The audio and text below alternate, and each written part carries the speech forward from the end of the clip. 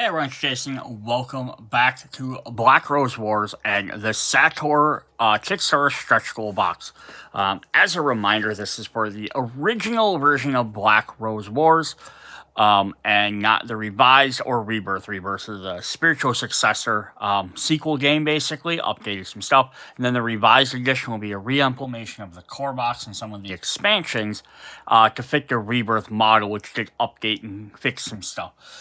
As of this video, they said they're not reprinting they're not reprinting the SATOR, this stretch goal box.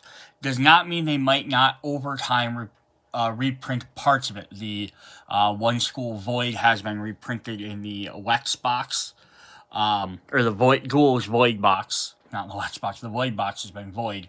So it's possible they'll occasionally maybe come back and pull some of these out, or they might re-implement them somewhere else, but they had no intentions of reprinting it as a one-to-one.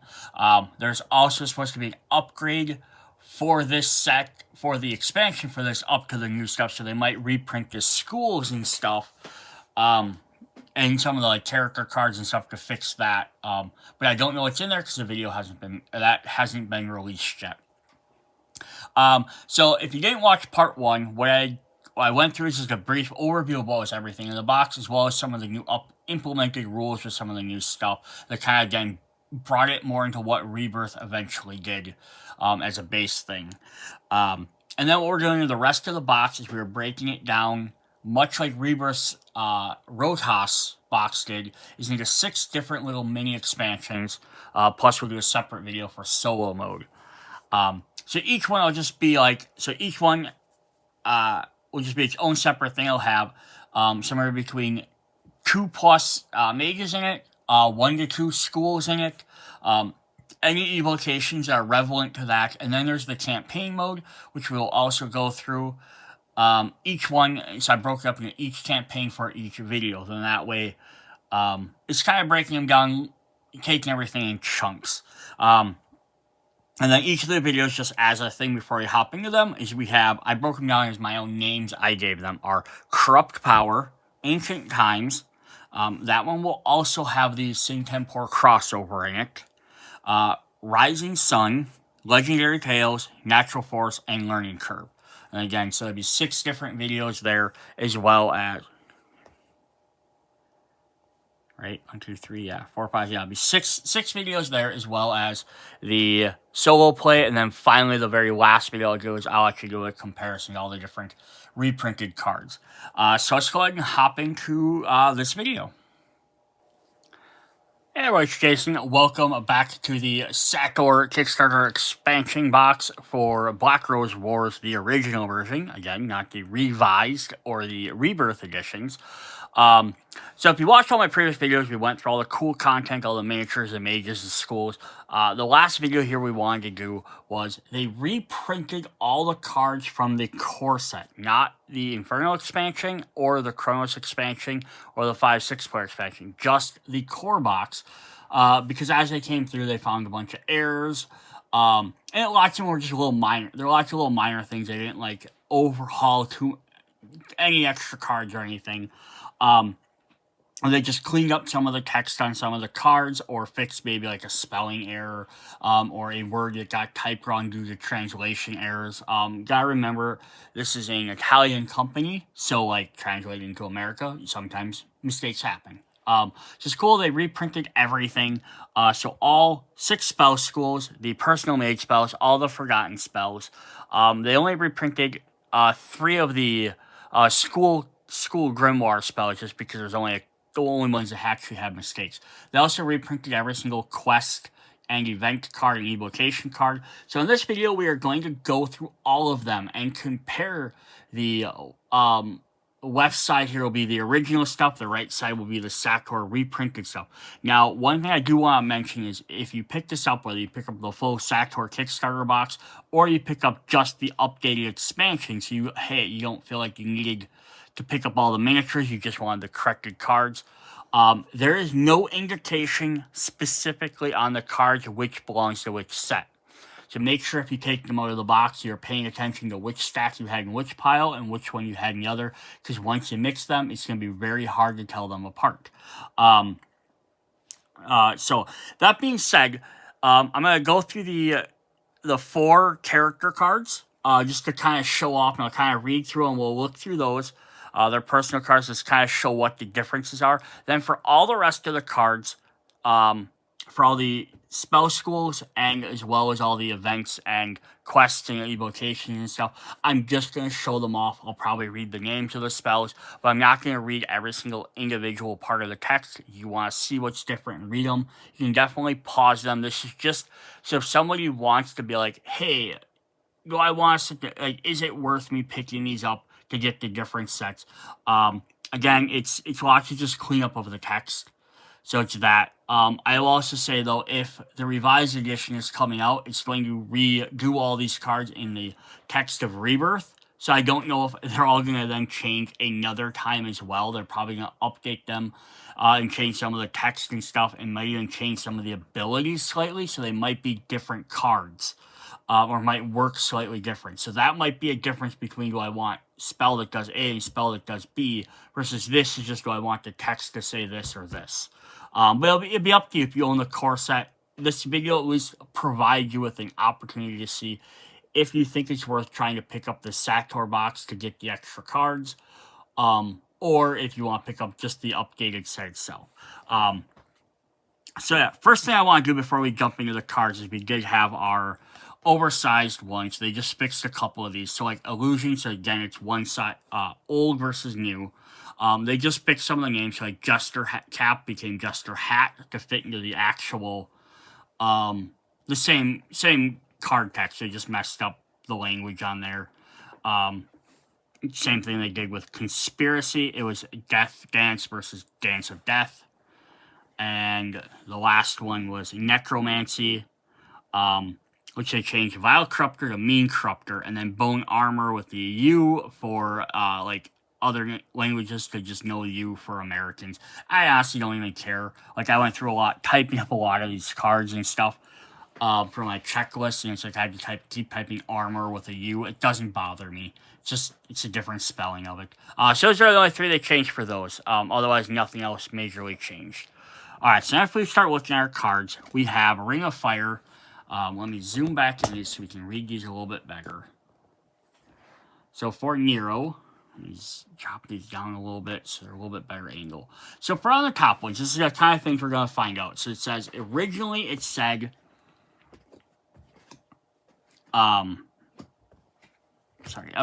inflict 2 damage to all models in adjacent rooms. The updated says inflict 2 damage on each model, each model in each adjacent room. So again, does the effect work the exact same? All models in all adjacent rooms? Yes, but each model in each adjacent room just kind of cleans up the text a little bit, but it doesn't, again, change how the effect works. This one does a little bit, it's inflict 2 damage to all models in target room. If Hit Mage leaves the room with a physical action by the end of the turn, they will suffer further 2 damage. Okay, so it makes sense, right? So they updated it to inflict 2 damage on each model in target room. So again, they're changing all models to each models with models being capitalized to reference it being a specific thing.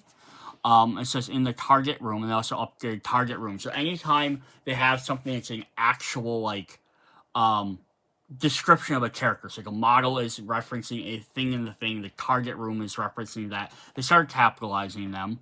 So they're kind of like nouns, essentially. If the affected mage leaves the room with a physical action before the end of the game turn, inflict 2 damage more on them. So again, they will suffer further 2 damage.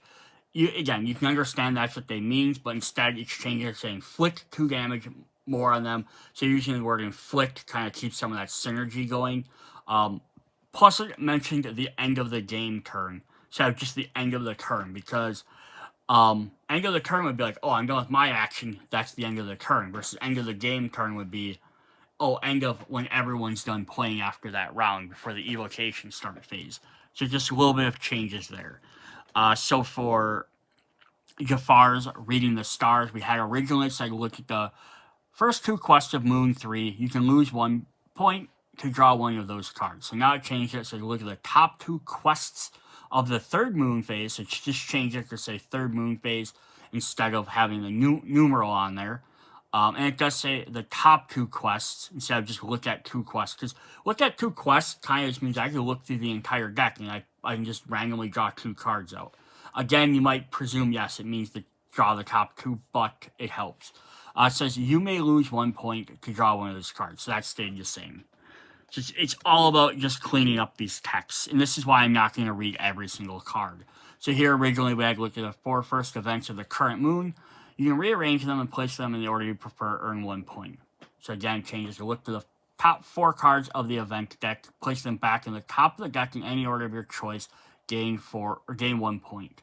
So again, gaining instead of earning, because gaining, again, just synergy with the other sets and everything. So again, just instead of just being, oh, you can rearrange them. Again, if you're an avid game player, you probably just understand that's what that means.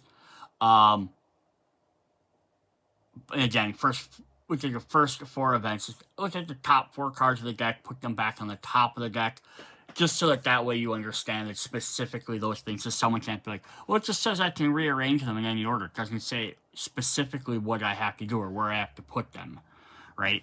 So people could get, like, picky on that. For Rebecca's Putrefy, we have inflict 3 damage to the target. Also loses 1 point if it is a mage. Changes to inflict 3 damage on a target model. So we know specifically it has to be the model, even though it does show a picture of a model up there. If the target is a mage, they also lose 1 point.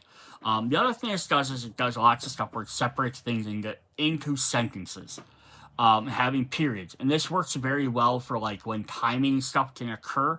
It's kind of the same way in Rebirth. They changed the move action. So if a mage can move 2 spots, it's not just, move 2 spots. It's move 1 spot, period, move 1 spot, period.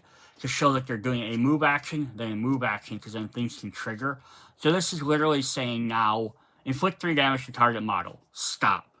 Anything happening? Nope. Okay, now, if that was a mage, do this effect. Versus the other one, it would be inflict 3 damage to the target, inflict 3 damage, and then the target mage loses it. So it's all one action that happens at the same time. Is it going to make any difference? 99% of the time, no. But it kind of helps keep stuff in track. Her other side has removing undead, inflict 4 damage to a model 1 space away from the undead. Instead, just change the remove model, inflict a model 1 space away, so it's a tile away, and then remove the undead. From the removed undead. So it's just saying you can target a room instead of 1 space away from the model, saying 1 room away. Which is, again, ideally the same thing, but again, just keeps that a little bit more consistent. And then lastly here, we're going to look at Wrath of Nature with Tessa. So it says you can move and attack, and then you can move and attack only if you attack another target. So it says you can move and attack, then you may move and attack a different target. So now we just talked about with Rebecca's having it being 2 separate sentences. And this one they kept it the same action, because your move attack and then move and attack a different target. It's all one full continuous action, so nothing can step in the middle of that and break that up. And then they just got rid of them only if you can attack another target, and this is just a different target. So it's kind of, but they did add the word target in there, which is very interesting to say. Alright, then on the flip side of hers is we also have inflict 1 damage to all models in the target room, and then assign an instability to the target room. If you're in the room, add 1 further instability. So instead says, now the new one says inflict 1 damage on each model in the room, capital, in the target room, capitalized. Then place 1 instability in that target room, and then it stops. If you're in the room, then place 1 additional thing. So it wants to do the effect of like, here's doing my damage, place my instability, boom. Now it's going to check to see if I'm in the room to do the additional thing.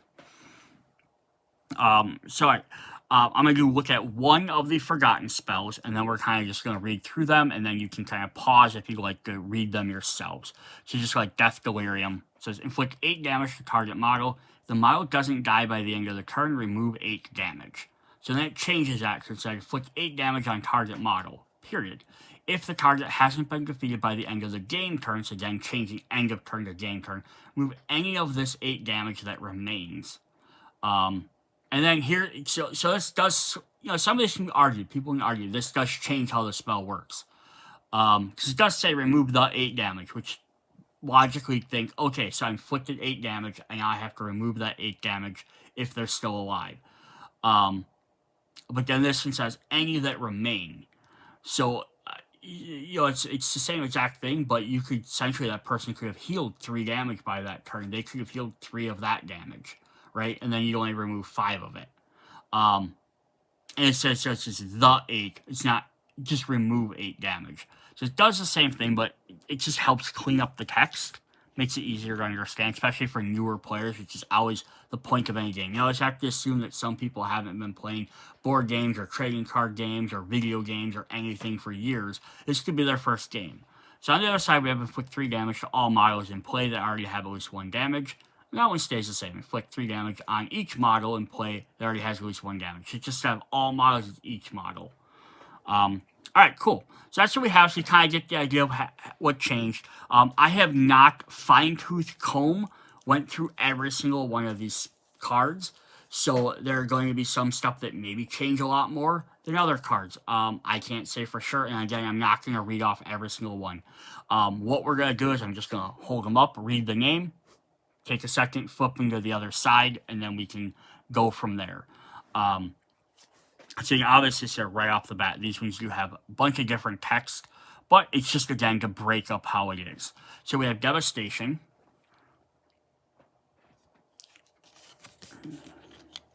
reverse side, Disintegration. I like how they still keep the word unlucky in there. I thought that would have been something they would have changed. Like something like this stays the same, you just capitalize stuff. Echo of Revenge.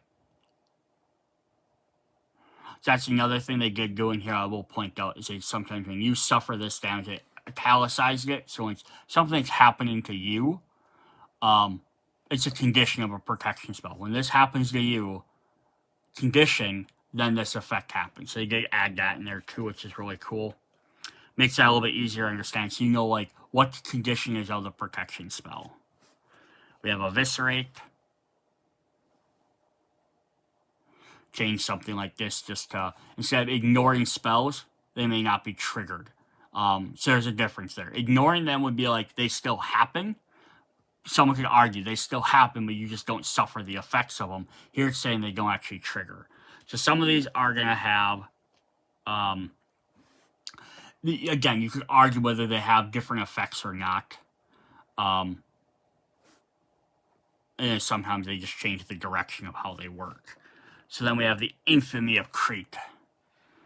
I like that they changed it to numeral, so choose 2 rooms instead of the number 2. That does help as well. Also added in some of the context, like Black Rose into things. To summon target Crete. And it does say in target room. Just adds that as just a clarification. Like, right, someone will be like, I can summon them anywhere because it doesn't tell me what. Again, it just gets away with that person. It's going to be like, I'm interpreting this how I want to. Some of the other things they fixed was like capitalized fate down there. So again, very minor, but it is kind of nice they did that. So yeah, intertwined fate there. Let me flip that one over. We have that side. We have Lightning Steps, or Lightning Storm, sorry.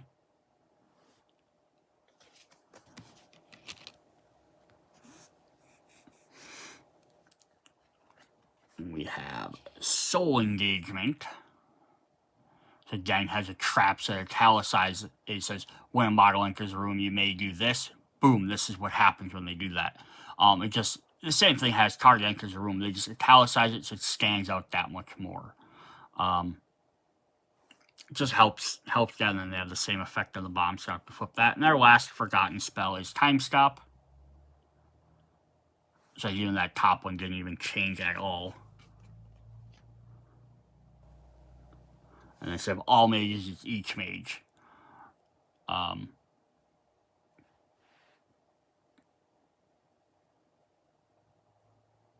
Okay, cool. This does add active spells in there too. Ready and active. Because again, it's just a ready card. It might, someone might be like, well, I don't have to get rid of my or I can't get rid of my spell or my protection or trap cards. So again, it kind of fixed that, but I think it was intended to be that way. Like, I don't think it was meant to be like, oh, we're nerfed the card or anything. All right, so now we're going to head into our school. So we're going to start with Destruction. So I have Demon's Howl. Oops, and I have these upside down to make sure they're all the right direction. Otherwise, this is going to be very frustrating to do. So we have, yes, one of your evocations can activate immediately. And we flip it to the other side. We have Summon a Malakota in the target room. So again, these didn't even change. But I think they just reprinted all of them because then they didn't have to be like, okay, we changed this and we changed that. We have to move this card off there. They could just be like, we just reran through every single card. If we had a change, we changed it, and then we just sent the entire sheet to the printers. And I believe that's weird. So some of these might not even change too much. Some of them might change more. We have Destructive Bolt.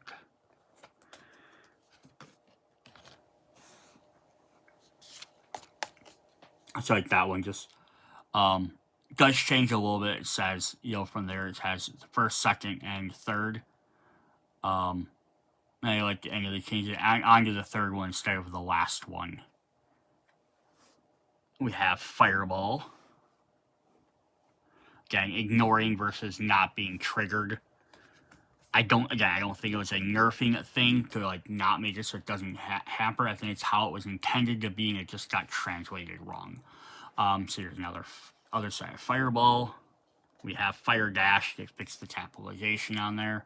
So that's one way you can tell some of these is once you start learning the terminology, you can obviously look at them all, but you have to look at every card to figure out. There's no just quick symbol on there that shows them that they're different.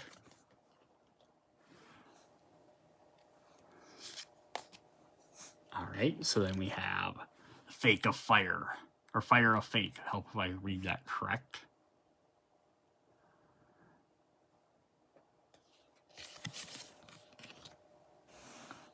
And then other side. Doesn't earn versus gain. I like the word gain instead of earning. Ice Burst. Excuse me. Again, capitalize physical actions, capitalize mage, just some of them words so you know that they stand out as being like game elements. Just to add some extra tokens in there, or extra text in there. It says, hit mage flips once, and each mage in the room must also flip one of their tokens to its use side. Again, that's just clarifying. The idea is just to be, why would you flip their thing so they can reactivate it? Instead, it's telling them, okay, specifically, you have to flip it to that side. Because again, someone could argue with this side, oh, I could flip my token back over to its unused side. That's basically what it's telling me. And the idea is, no, it's not what it's supposed to be. Again, intention versus someone really reading the actual words on the card and be like, that's what it says. We have Maelstrom. On the flip side, we have that one. So to that room, where it changed it in that room. Meteor Swarm.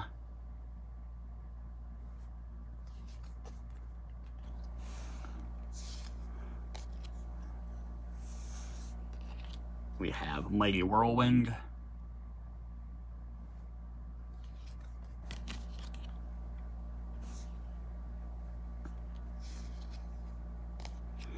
So again, this one just changed up. For this turn, mages target room cannot leave their room using spells or physical actions. And again, it just changed it to not leave using physical actions or spells until the end of the game turn. Just to mention they can't do that.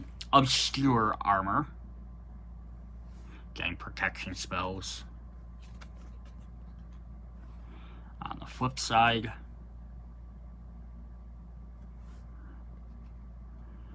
Obscure Explosion.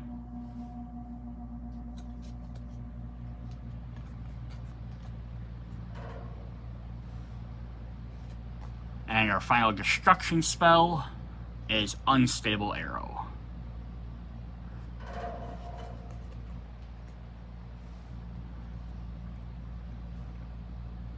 Alright, let's head into Transmutation Got a lot of these to go through, so we'll just keep plowing through them. We have Acid Explosion. So now look, this one, it doesn't change it, but it seems like this. It's inflict 1 damage to target. However, discard a card to inflict 3 instead. So right, okay. But now it says inflict 1 damage to target model. You may discard to inflict an additional 2 damage. So instead of it being a replacement effect, it's an additional effect. Which is a big deal. Does it change health? In the end, if you discard, you're still doing 3 damage. But it's just making sure people are clear that you don't get it. Oh, I thought I did 4 because I read 3 and then 1. So it's just minor changes like that. Like, it doesn't affect how it technically is, but it might just help fix issues people might have. Plus, you also see they kind of shrunk the hand size, removed a little bit, so it's not covering up the text. Disfiguring Mutation. Just add, adds game term or end game term in there. Abomination. So you can move and attack immediately, just letting you know, hey, I can do it now. Implosion Right.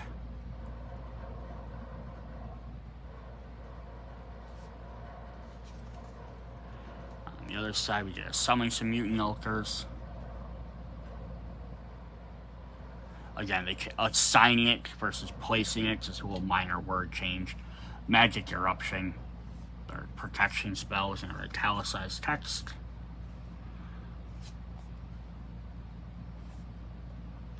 Mutation Right.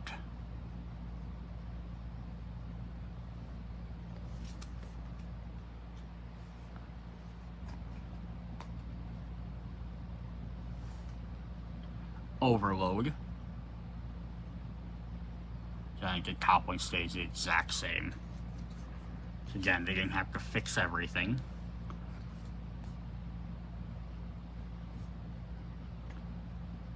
Putrefying Poison.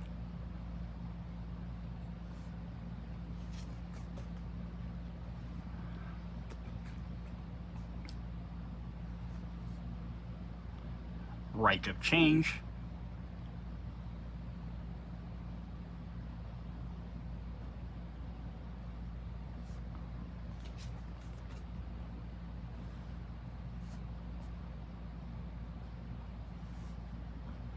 The Rite of Control.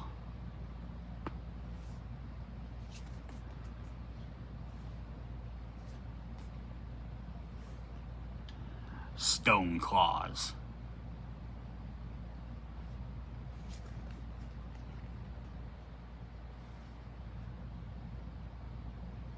So here's one minor interesting change it gets. Now this is one where I could argue that it could potentially change the game. So it says, you have 3 damage until the end of the turn. You can move and attack.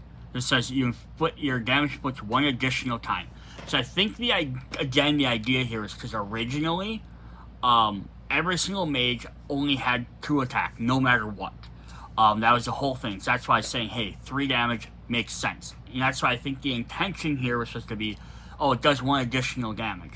So this means if you're playing any standard mage, generally they all have, like any core game mage, Rebirth, core set, whatever, they have 2 damage, so they're doing 3 total. But if you're playing asymmetrical from this set, or you're doing a custom mage, including in the Rebirth Apocalypse set, or even some of the Rotos stretch goal characters, they sometimes didn't have 3 attacks. Sometimes they had 2 attacks. Some had 3, some had 1. So this would actually then change it. Plus, additionally, if you turn it into like an abomination, your attack might change, or a pigman or something affects you. Or you have an equipment card on, right? This just, it gives you an additional attack versus only doing 3, because that, in a sense, could either limit your stuff or make you a lot more powerful. If you normally do 1, now you do 3, that's crazy. But if the other thing is you're already doing a thing that says your attack is up to 4, and this makes you do 3, now you're doing less. So yeah, it's not changing it to like nerf the card or mess with the card. It's just changing it to, I think, what the idea they wanted it to be, but now they're taking into consideration that things might have changed their original values. So we have Unstable Bind. healing card.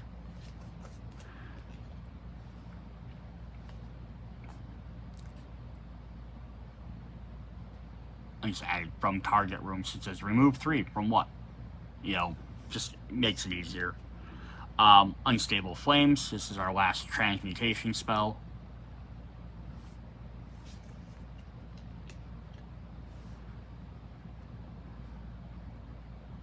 Cool. Alright, then we'll head into Illusion. We're going to start with Andromeda. So cast a spell from your hand. The spell originates from one of your Andromedas.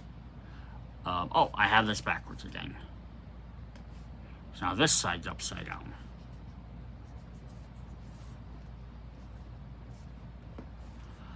So summon an Andromeda. Just again, target room.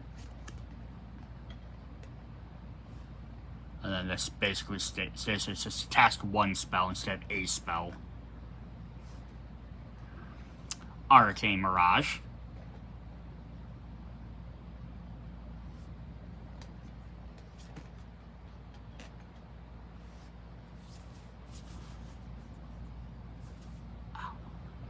Again, capitalize even evocations and rooms.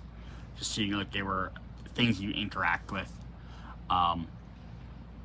Deceiving Image.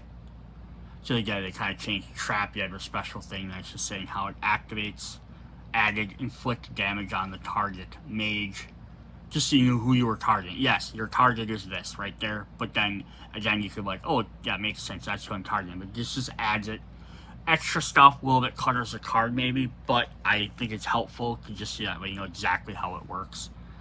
There's the other side. Cannot resolve a quest, they change it to completing a quest. So just the same moon, egg, moon phase.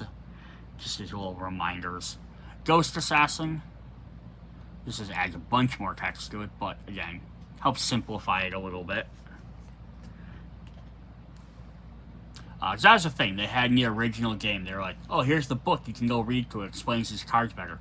I don't want to have to ever have a book sitting there. Well, they have a little card you can carry on that explains these a little bit more.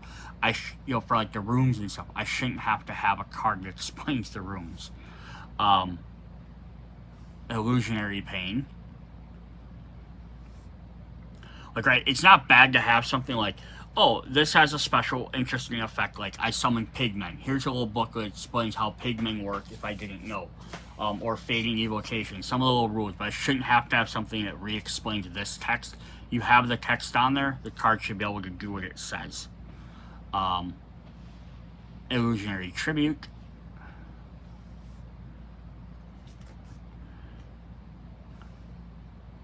It's different if you want to have a thing that's like, hey, here's like a way you could kind of use it, or a little bit more extra, like, in this scenario, this might happen, or something, like, but you shouldn't have to look at it to, like, figure out how generally a card works. Intimidation. So, earn the same points, gain the same as the target mage, or resolve a quest to complete a quest. Just kind of switch to some of that text. And I don't know how much of this stuff is going to change when Revised comes out. So to make this up, to change this up to fit Rebirth standard, so they might even change a bunch of these, a bunch more. Alright, so then we have some traps here. We have Jester Hat.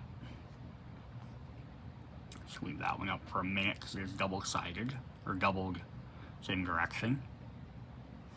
We have the Light Cape. Yeah, so redirect damage and convert it onto a target model if you can't ignore the damage. Instead, so when you suffer damage, you may then redirect it. So it's telling you when it's going to happen, of course, just so you know it's the trigger. Target model in one room away and convert the damage. If you can't, ignore the damage instead. So you're going to show us a replacement effect. On the flip side, a bunch of extra text down there. So, ooh, this does have a little bit different stuff. Inflict the same damage on who inflicted it on you. If there's a mage here, she is defeated, you earn 5 points, and no other mage earns points. You suffer damage. You may inflict the same damage on mage equipped. If you're defeated, their defeat is resolved as if you're the only mage that damaged them. Okay, so that basically the thing is if you were the only one, you would have gotten 5 points for the rules. This actually kind of works nice because if there's ever like a legendary scenario mode that would change that outcome or how that works, then this card would change to follow those rules instead of just automatically giving you 5 points. Multiple images.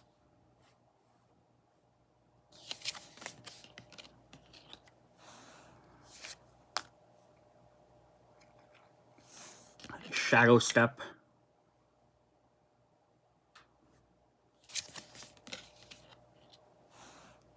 I do like this, though. So this is one thing I will honestly say. I think, again, it fixes the intention of it, but it does change kind of how the card works a bit. It says, move to the room of the target model, and then shift.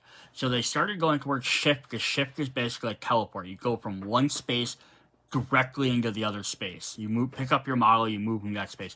Movement means you're walking from one room to the next, which means then you could trigger traps and other things like that. So yeah, that's just having it change that to make sure it says shift. Because again, I think that's the intention of shadow shift. You're jumping into shadows, you're quickly going to that other room. Because it's not showing like the walk icon or anything, but it does make a difference because someone could argue that. Suggestion. Choose target evocation. Select a target evocation, then choose. Okay, so it says choose. The target evocation acts immediately or shifts the room under somewhere. So again, here we use shift in that one, but we didn't use shift in the other one. So it's also just trying to get that terminology the same. Now, like this says, select your target, then choose this thing that it does, which I think is a better way of doing that. So that's our illusionary. Gonna head into conspiracy. Yes, these are trap cards. That's why it has the same direction. I was like, why are they the same way? We have Blade Barrage. Just add your italicized stuff in there.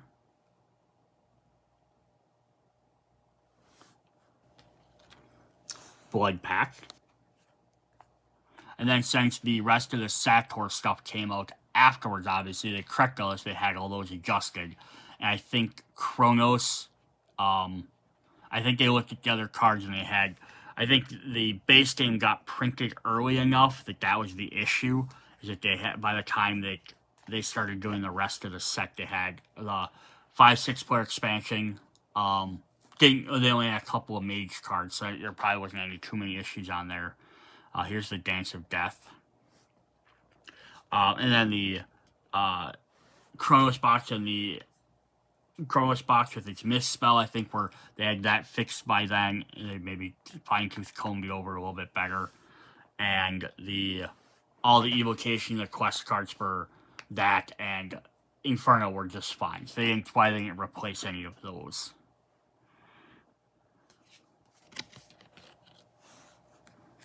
So I do know they're planning on, with the revised set, to make a campaign. Hasn't launched as of me doing this recording.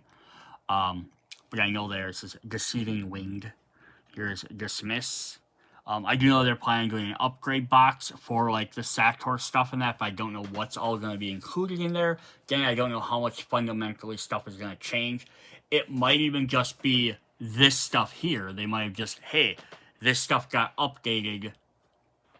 In case someone had originally only bought, I guess they bought the SATOR stuff to correct all that, but I don't know how much is really going to change. It might even just be like an artwork style or something like that.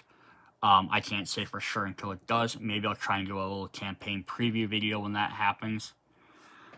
Here we have Extort Magic. They did reprint the Void set from the SATOR box into the Void Duels box. So I will do a video showing off the comparison to those two, which might give an indication of what they might change, or if they're actually going to like just updated the card text, or if they actually changed the school at all. So we'll kind of get an idea from those two. I haven't compared them as of yet, but I will definitely do that. So you can check out that video. Magical Theft, I didn't read the name of that one. Yeah, it should be very interesting to see what they do with all that. And I know they're not planning on Magic Door. They're not planning on reprinting full SATOR stuff. So it'll also be interesting to see in the future if they do like the dual thing, they eventually pull some of these sets out here and there and fix, make them more available to everybody else. Magic Door. Kind of good, kind of bad. Because if you own all this, even if you have to buy the upgrade kit to fix some of it, that's one thing. It's not terrible, I guess.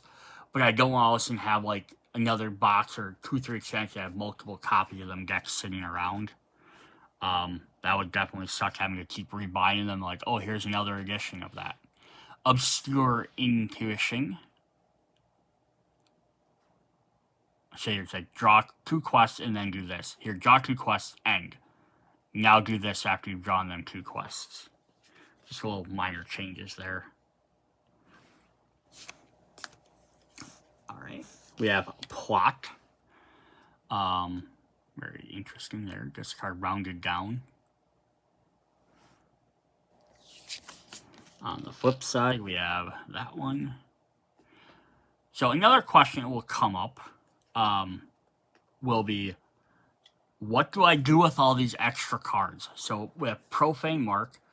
Because again, they all technically still work. So if you know some of the, like if you bought this box set, or ideally even if you bought, the Rebirth one comes out, or the revised edition comes out, and you get the upgraded versions, like, I have all these extra cards I don't know what to do with, these duplicate cards. If you know someone that just has Rebirth or just bought one of the dual sets, and they're looking for some extra stuff, you can definitely give them to these. They can mix and match them in there. They can use these just as well. Again, they're updated text and look correct, but they ain't physically change any of the cards, at least from these two.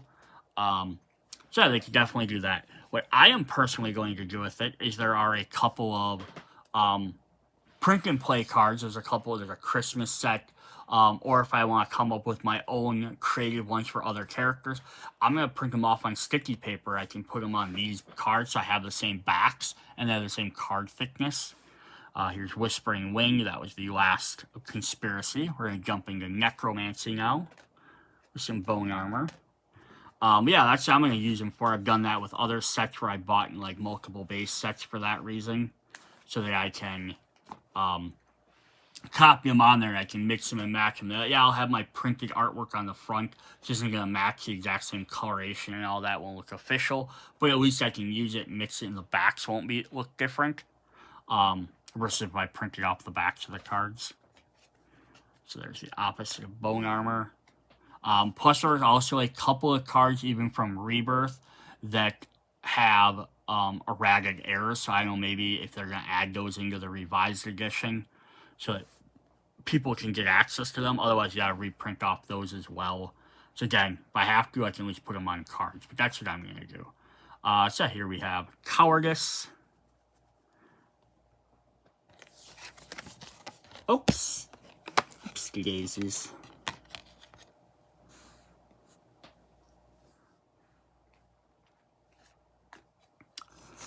Epiphany. Shuffle together your memories on your grimoire, draw 2 cards. Shuffle your memories and grimoire together to make a new grimoire, then add 2. So it's actually, again, it's obviously, it's like, it makes a good distinction. Like, you could probably figure out that's what you're supposed to do. But otherwise, someone might be like, okay, now what do I do? Do I put it in is it my new memory pile or is it my new grimoire pile? It wants you to have it be your new deck, because then you have to draw 2 from it. But just having that clarification on there doesn't hurt. And then similarly, with the top 3 cards of your memory, draw 1. Then place the others back in your memory in any order. So it's just, oh, okay, I didn't know what to do with them. Did I discard them? There might be someone that might read that, like the top 3 cards. Look, usually in gaming terms, means pick up, take a look at, put back down. Versus drawing, put them in your hand, and then discard, and then put them back. Or discard them. So yeah, it's sometimes, if you don't play the game, having that extra text does help. Evanescence Hope. Evanescent, not Evanescence. That's when they bring you back to life. And we have that one. We have Grave. Now, they didn't reprint any of the room tiles, so all the rooms are the same. So nothing changed in there. And when we get to the other quests and all that stuff, this will go a lot quicker, just because I won't have to keep flipping cards over. But that'll be the second half. This will be kind of a long video for that sake. There's Ice Grip. Invoke Obscurity. I feel like when they bold the names of the characters, I think that's really helpful. But again, adding one undead versus undead. Just so you know that that's specifically how many you can do. Plus using the number versus the word. Obscurity's Grasp. Target later undead, move it to a room with a mage, and then say shift. So again, so that movement means, oh, I have to walk them through rooms. They could trigger stuff versus shifting, you just pulls them away. So, you know, you could argue if that does change the effect of the card. In the target room, or summon a Lender's Sphinx, which I'm pretty sure I'm always butchering that name. Sick Withering.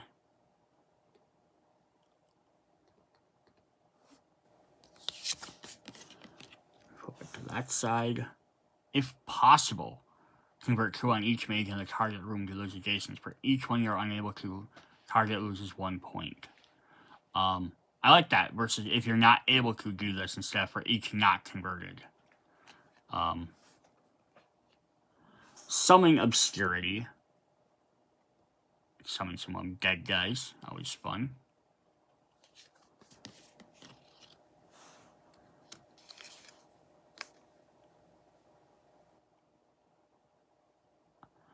Either one undead targets room or summon them. Okay, so cool. So either choose one or choose two. They could have even put like that one. Could be like, choose this. Target room and then choose this option. We have Trader's Mist. As you know, I'm going to say, even after going through all these, it's not to say there's not stuff they couldn't have corrected or fixed even better. But, you know, that's it. You just learn from doing different stuff. And then the last Necromancy is Vampire's Bite. Heal 2 on yourself and put 2 on the target, instead of doing it the other direction. So the other one changed. Inflict 2 damage on the target to heal yourself for 2. Because again, this is a very interesting distinction. Because this one, no matter what, I heal 2. Then I have to inflict 2 damage on the target. Which thought process makes more sense when Vampire's Bite. I'm biting them first to then heal. So the other one does connect it together. It means I have to be able to do 2 damage to them to heal myself. So if I try and inflict 2 damage and they play a protection spell that says, oh, I don't take damage, I don't get to heal myself. Where on the original one, you could argue, I heal myself regardless, and then I try and do damage to them, which then they can protect against it. So yeah, that's like a minor thing where, again, I don't think it was they were trying to like nerf the card or change it, but you could see how someone could say, oh, I can do this thing, because it's technically what it says. Yo versus the other thing.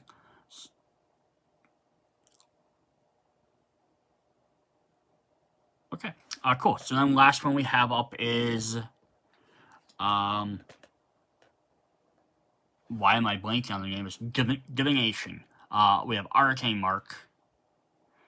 Oh, we have this one upside down. Sorry. I'll flip it to that side so they actually look the same. This is our last main school, and then we'll head into the other mini cards. Each time they cast a selected spell. So yeah, they didn't change any of the numbers or any of that stuff on there. I'll flip this deck over so I can put it on there. It says activate the target room. Yeah, they didn't change any of that. Lots of it's just like punctuation, the names of the cards, or like the lettering on the cards, the period, stuff like that. Like School of Magic got capitalized because it's a physical thing. Then reshuffle the others back into its deck. Autumn Right. Get some healing going on with your Divine Altars. Summon one. Very quick on that one. Change the past and the future. Quest cards from the current moon or the next moon. From either the current moon phase deck or the next one. Just add phase deck in there. So as a terminology point.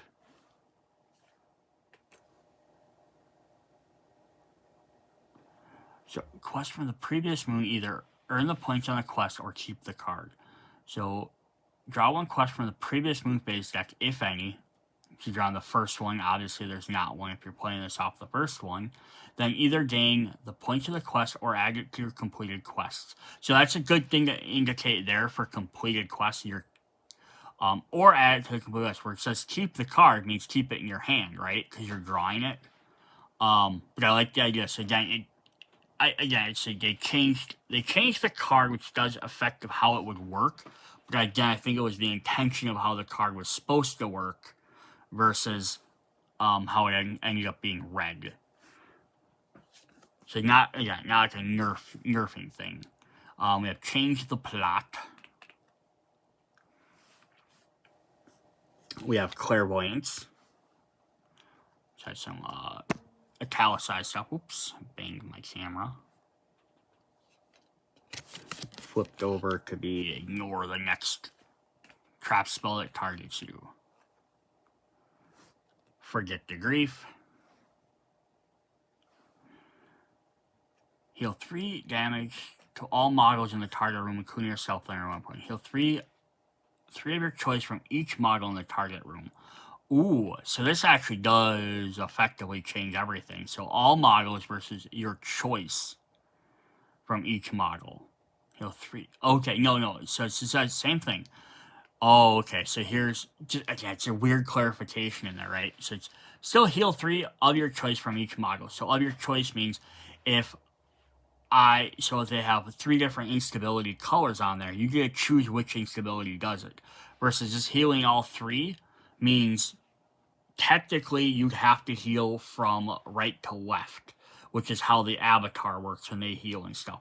So you'd have to heal back the last 3 health on there. So it might not be ones that would help you. Here you can actually choose to heal other people's cubes and keep your damage on there.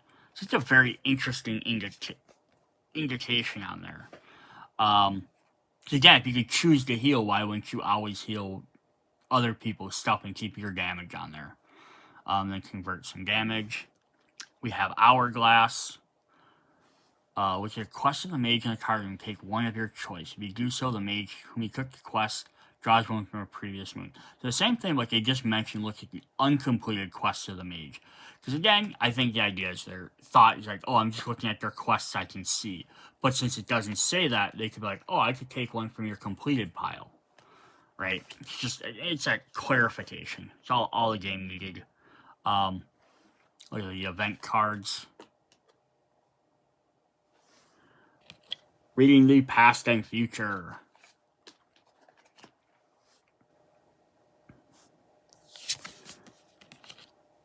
Got 2 cards from your memories. Doesn't change much. Spring Rites. Using Divine Altars to do some stuff.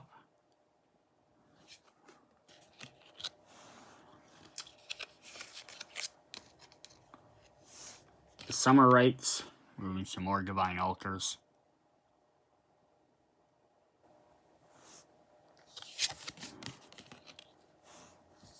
And the Last Divination card and School card is Winter Rites.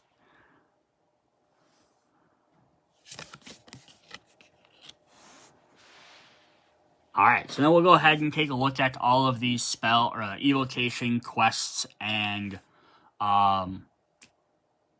event cards. Alright, so we went through all of the spell schools. Now we're going to go over all of the evocations, then we'll do the quests, then the events. I don't imagine there's going to be a whole lot of change to the evocations too much.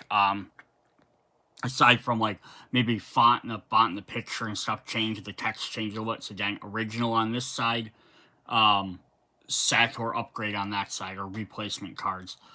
So yeah, I can't imagine there's too much of a difference there. But it's still nice to just look over them in case. So yeah, there's our Lander Schnitz. So we can kind of flip them over. I will also note that on the back of these, I'm not going to go through all of them, the artwork is, again, a little bit different, a little bit zoomed in versus zoomed out. Text is a little bit different, but it shouldn't make a difference because it's not like you shuffle these are random or anything. We have our Bone Knight, same stats there. You know, this might be even a thing, though, like, right, if they're the exact same, and you prefer one style of art where you prefer the sketch artwork versus the realist artwork, you can definitely pick those. That's just up to you.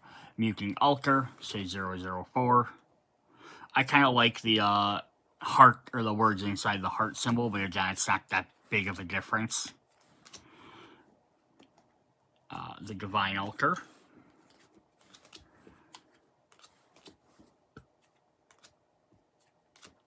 So this is the only one that currently has a change in it, is the Abomination. So what they did, which is very interesting, they at least added on there so it has discard on there for the end of the turn. But then they also have a full replacement with all the rest of the evocation cards for the new SATOR stuff that just has it as having the fading evocation symbol. So it's kind of interesting that they corrected it 2 different ways. But otherwise, the stats and stuff all stay the same. There is Andromeda.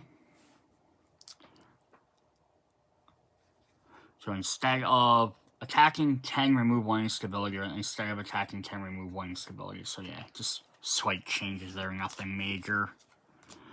Cerebro. It's a little bit different instability converting icon. Interesting, this is every time they attack versus each time they attack. Just got a little change there.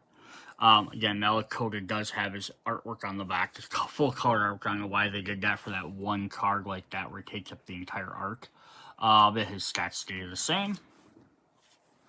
And then the last one we have is the Infamy of Crete. Just summon with the Forgotten spell, of course.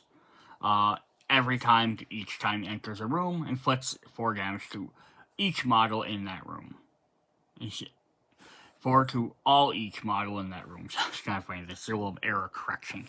Again, nothing major. So those guys basically stay the same. Alright, so we're going to look at our quest decks. And I don't imagine too much of these are going to change either. So here are the backs. They are slightly different colors, and like the scroll looks like there's a little bit different size. So that is one thing to keep in mind, that like you wouldn't make if the other artwork doesn't match. But again, I don't think it's that even big of a deal. Even if like Rebirth or the Duels game has slightly different tints, it's not like you should be looking through like, oh, that one's from that set, unless you're randomly only including like one. Yeah, so then these guys are, again, like spells. I'm not going to read through all of them. But you can see they're not changing too much. They kind of just adjusted the text a little bit. Changed the number 1 to 1. I'm going to flip these to the other direction. Otherwise, I'm going to drive myself nuts going through them all. So we have Magic Block. We have Difficult Choices.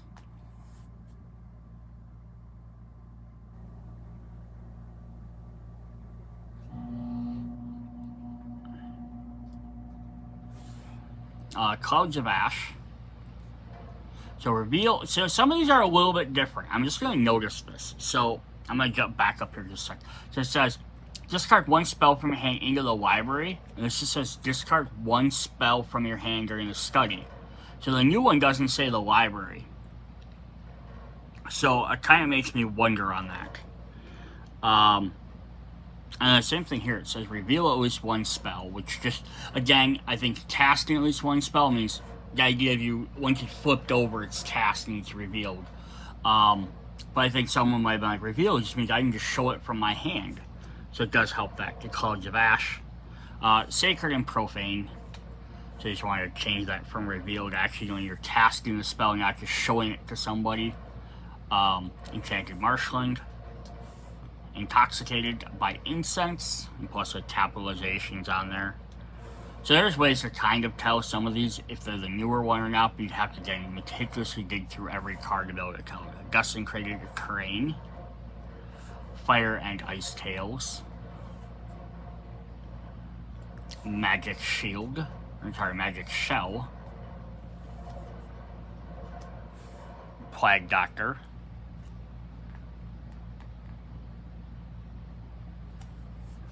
so this does actually make a big difference. Someone could argue again. It says heal at least 2.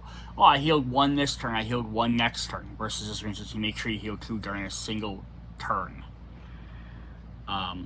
Warmongering, casting 2 combat spells. It's a trap.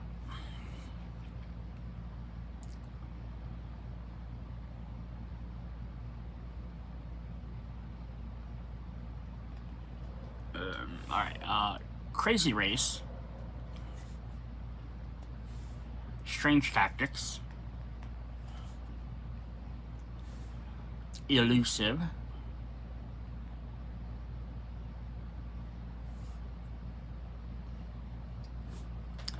Favorite Enemy. Drop these down quick, getting to be too much on my stands. Demonstrated superiority. Strike at least 2 mages with a spell that hits a room. Affect at least 2 mages with a room targeting spell. So I do like that better, showing the symbol. Just the symbol. You have the symbology in the game. Why not use it, right? The Room of Kings.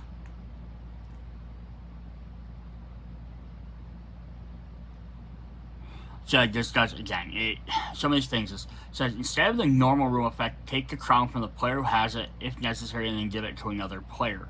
Or instead, it says, give the crown to another player. You can, again, imagine, oh yeah, it means just give them to somebody else. But someone could argue, well, give it me, you don't have it to give. So why you can't give it away? Again, just, it's that clarification. You could see somebody arguing those rules, or just misunderstanding them. Not even on purpose, they just don't get it. Arm oneself versus arm yourself. Ooh, that actually changed the name of a spell. Tails into the throne room. Just activate the throne room. I like this. Very simple. Rumors. I think moon phase in there if possible. Arcane Seeker. Return to Rest. Mental Connection, Find a Treasure, Train Your Body, Cultivating Magic, Shed Blood, 7 normal, choose a mage in any room, inflict 3 damage to any mage in play. So I wonder if just that odd thing of in play, if like being in your cell means you're not technically in play. Animate the Dead. Recall to the Mind. Source of Youth. Search for a Spell. Make Room for Power. Evocation. And the last one for the Crescent Moon is Alchemic Experiment. Alright. Then we are going to hop into our half moons. So we'll kind of again go through these a little bit quicker than we did some of the spell cards, just because just a little bit of change. Oh, so this actually changed. Earn power to gain power. So it's also funny, they changed the word earn to gain throughout the set. Instead of the normal effect, you can choose whether to take the crown or earn 3 points. You choose to either use a normal room effect or gain 3 points. Oh, okay. So it does change the wordage, but the wordage of the throne room is, if you use the effect of the throne room, it says gain the crown. So it's the same thing. It does the exact same effect. They just changed it because it's saying, oh, you're just activating the room as normal. So very interesting that they just changed something like that. It's probably because, like, instead of the normal thing, oh, I guess you're doing it anyhow. Interesting. Use a spell. Receding. The Magister. Magical Focus, Persistence, Master Summoner, Overload the Room, Violence, Magic Overload, Expert Student. So lots of stuff, just adding them extra terms like game turn, like moon phase, game end turn, capitalizing stuff, Monster Hunter,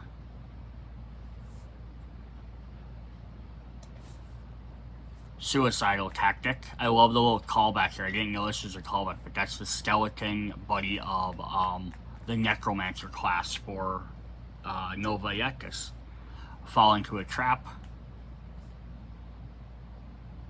So again, revealing, and they changed it to triggering a trap. Because again, if you're used to most card games, revealing just means showing someone your hand or card from a spot and then putting it back. This actually means you actually have to use the card. Gift paying. Transmutating Conspiracy. Changing these up so they say instead of during a turn into a single game turn. Destructive Illusion, Necromantic Divination, the Power of the Rose, Alchemitic Theft, Confuse, Summon the Beast, Fruitful Search, drop on the second moon age instead of the current one. Interesting. So it's just, again, it's just kind of changing the, during the activation, it says, oh, you're just changing what it says instead of giving it a new effect that does basically the same thing. Arcane Knowledge.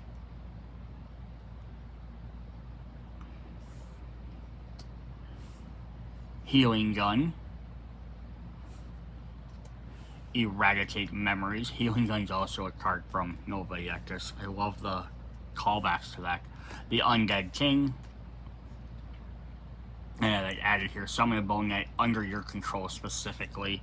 You should know that, but again, just having that reminder text helps. Magical Explosion. Alter Nature. Yeah, the more extra stuff they have on there so you don't have to refer or go look it up online or whatever is always helpful. Yeah, so this one just changed a little bit. It says, instead of the normal room effect, you can move one and attack with your next attack, inflict 4 damage. So it says, instead of the normal room effect, move one and attack and inflict an additional 2 damage. So again, the idea is supposed to be, because in the original Mage, I talked about some of the spell schools, every mage always had 2 damage. So this is instead saying, hey, we're replacing that 2 damage to now you're always doing 4. Makes sense. Except then when they started adding in the asymmetrical mages, they added in some stretch goal mages, especially like helpful in like Rebirth, and where we can create your own characters in Apocalypse, where not every character might start with 2 attack. If they start with 1, upping it to 4 is giving them 3 extra bonus attack instead of 2. If they started with, they up their attack and they started with 4, then they're not doing any additional damage. Where here they would do either, if they had 1, they'd be doing 3, or if they were doing, if they already had 3, they'd be doing 5. So it's boosting the attack, the correct amount based on what a guy might have versus everyone always being knowing to have the standard. Choose the best option. Plus it might work well with equipment and stuff like that. Mimic Room, Restart, Steal Knowledge, and the last one there is Whispers and Rumors. Why do I have 2 different names of cards? 7 normal quest, 7 normal effect, draw 2 quests. So sometimes when they change the names, not sure why they did that, but it doesn't affect the cards the same. Alright. And we'll hop into our full moons. So start with Sulk Statue.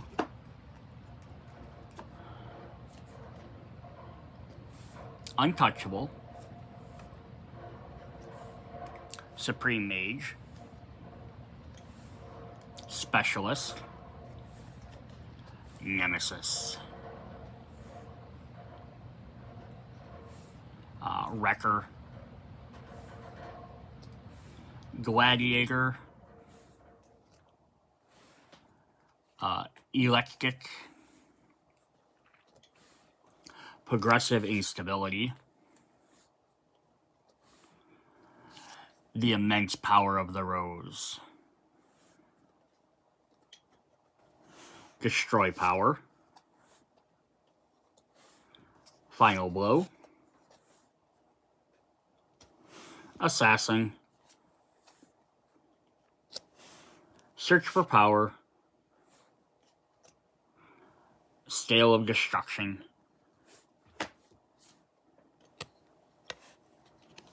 Magical Debilitation. Meditation Room. Blood Wall. Theater of Improvisation. Masquerade. Dance of Death. Nature's Revenge. Black Rose Summoner.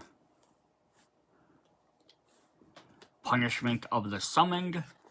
And the last one is Tempest Fugit. Very cool. Alright, then we're going to hop into our event cards. And this should be a lot more of the same. So we'll start with our Crescent Moons. So we have the Brotherhood. Against all mages in a room with other mages. Earn 1 point versus each mage. In a room with at least one other mage. Gains 1 point. The others, each of the others who wins. Again, taking all to each. Oh, it's like all the points and stuff look like they're going to stay the same. Ooh. So there is a difference here. So this is an action, and now it's an instant effect. Interesting. So I wonder how many of these are going to have little changes like that. So we might come across some of them. Claim victory soon. Draw an additional instead of another. Just getting simplified terms. Dead calm. Nothing happens. My favorite one. I'm glad they didn't like load a ton of those in there and then like, oh, you have like 10 of those to deal with. Moving changes your shifting all mages. And they got rid of the Black Rose in there just because they're always considered the Black Rose even if they're not the Black Rose room. Unstable Control. Divination Chant. Song of Death. So I go like this. They also got rid of he, she, and just put they. It's just a simpler term to read every time you have to read them. Because they includes everybody versus just he, she. Illusionary Laminant. Transmuted Plan. Bull of Destruction. I'm sorry, Howl of Destruction. I mean, should be. Miserable Dance. Where Am I? Wave of Chaos. Magister's Help. And to change this to the mage the crown into Crown Bearer. So just very simple little change there is interesting.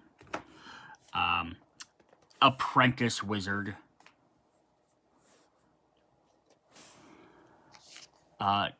Teletransportation. Just turned into teleportation. Yeah, it's very interesting. I wonder why they had where someone was trying to say teleportation, and someone else is like, oh, it's transportation. So I wonder if they meant to call it teletransportation, or if it just got messed up in translation. But I love the icon, even the icons again, which make it really helpful. Wall of a Victory. Impatience. Golden Key Lock. So this is interesting. So all yellow rooms are already activated. Flip the room activation token. Flip the room token of each room and to its backside, indicating the room may not be activated. So the only difference there is, again, mechanically it does the same thing, right? It can't be activated, it's already done. But the thing is, all the rooms are already activated. Someone, again, might misconstrue, like, oh, we're supposed to activate every effect and do as much as we can. So if it says, like, draw a card, who gets to draw it? It's just summon this guy. No, it just wants you to deactivate or activate them all. So yeah, it's just that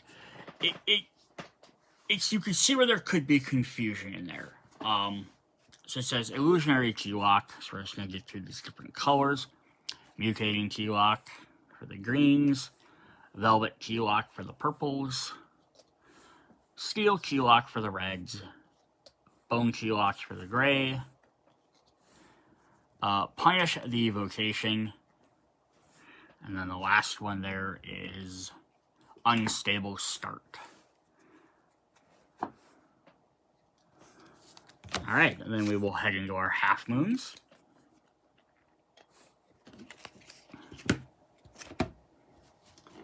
So we have, whoops, I moved the wrong decks. Balance the events. Yeah, so far that only one is the one that changed. I wonder if that was supposed to be or if that was just a mistake again. Magister's Choice. Stabilize. Healing Effects. Magic Earthquake.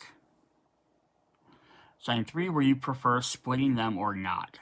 Place a total of 3 in one or more rooms of your choice. Again, it's easier to say, hey, I place 3 of these in one or more rooms, right? Versus, oh, assign 3 of these, splitting them or not. It just cleans up the text. Healing Wings.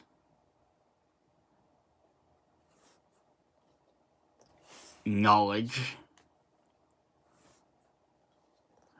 Share Knowledge.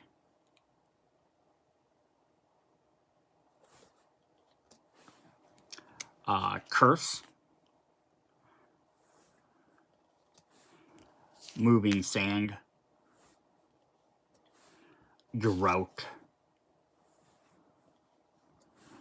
Time Power. Can be activated whenever you like during this turn. Activated multiple times during this turn. Never flip the token. So just some of that's whenever versus multiple times, because whenever is a time, where multiple times is like, oh, I can do it several different times. Whenever makes sense, like I can do it at any time during my turn versus I can do it multiple times. Arcane Power. Unstable Force. Preservation. Suicidal Trends. Recoil. Unpredictability.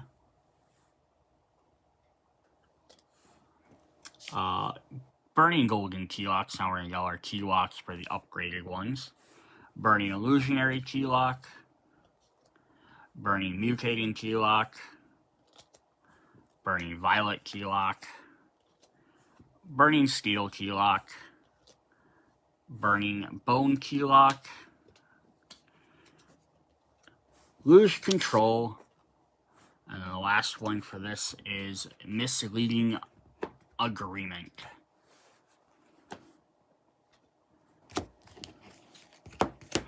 Alright, then we have our full moons. The last set of stuff for this video. Smash the King. Is moved to his or her cell and loses 2 points versus is returned to their cell. So again, just getting rid of that move, because movement is what you do when you actually physically have an action. You take your character from one space to the next.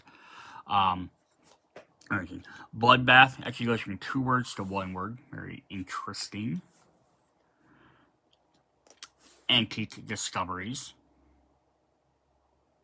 starting with the bearer again. Just, again, simplifies that term. The crown bearer versus the player with the crown.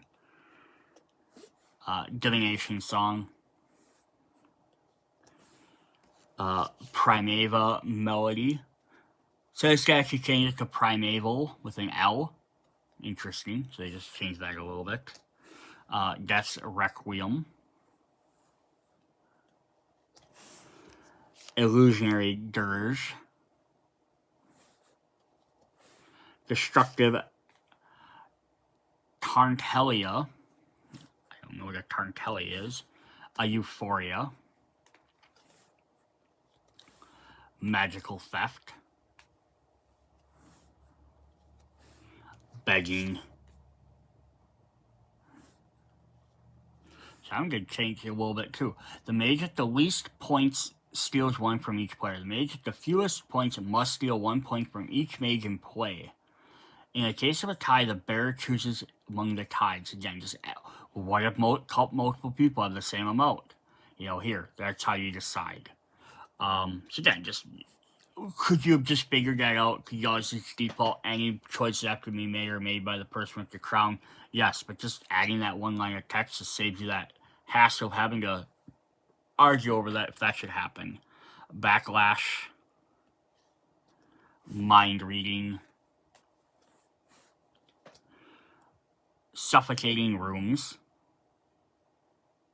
So all mages in these 3 rooms suffer 3 damage by the Black Rose. Instead, the Black Rose inflicts 3 damage on all mages in a blank, blank, or blank room. So yeah, not a big difference, but it's very interesting how they changed some of that too. Burning Rooms. We have Overload.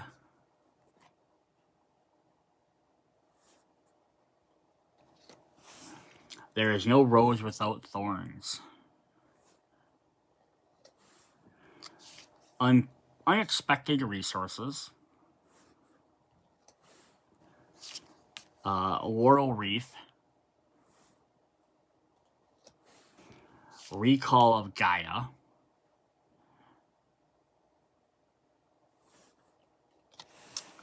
The blood calls out for blood. Obliged by the Black Rose. Meditation. The end is near. Bridge the gaps versus Bridge the Gap. Interesting. And then the last one is Excellence. Alright, so that's what we have for the SATOR Kickstarter upgrade. So, as you can see, almost every card is pretty much the exact same. The only event card we came across is that very first one, which I wonder if that was just a mistake. Otherwise, yeah, all the spell cards, all the mage cards, the Forgotten Spell Schools, all of them, evocation cards, nothing changed. The one evocation would have changed would have been the Abomination, but they would have had to reprint in the full SATOR box anyhow. So yeah, I guess it's up to you as a player if you decided, if you own the original Black Rose Wars, if you want to upgrade to the SATOR, whether buying the full box and get everything, or if you're like, hey, I'm fine with just the core set right now, but I would like to have the upgraded cards, and you could pick those up as that box if you can find that, which might be a little bit cheaper. Or you can wait till the revised edition and we can see how much they actually change in between that. Hope you guys enjoyed this video and it's beneficial to you. See you guys later. Bye.